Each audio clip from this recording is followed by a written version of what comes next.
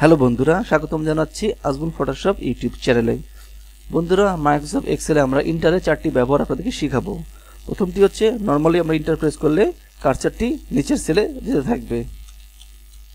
দ্বিতীয়টি হচ্ছে shift inter. আপনাদের কার্সার যদি নিচে থাকে তাহলে আপনারা কিবোর্ড থেকে শিফট চেপে ইন্টার প্রেস করুন, কার্সারটি ধীরে ধীরে উপরের দিকে উঠতে থাকবে।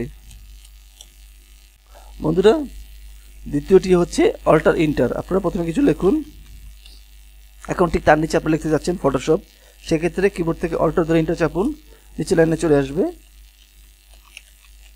এরপরে যদি আপনারা নিচে আরও লিখতে চান তাহলে পুনরায় কিবোর্ড থেকে অল্টার চেপে ইন্টার চাপুন। যতবার আপনারা একটা লাইন নিচে একটা লাইন লিখবেন ততবারই কিবোর্ড থেকে অল্টার ধরে ইন্টার প্রেস করবেন।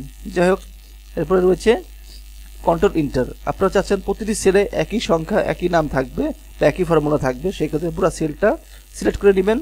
সিলেক্ট করে নেওয়ার পরে আপনারা যা লিখতে মন চায় সংখ্যাটি লিখে কিবোর্ড থেকে কন্ট্রোল ধরে ইন্টার প্রেস করুন, তাহলে প্রতিটি সেলে অটোমেটিকভাবে চলে আসবে।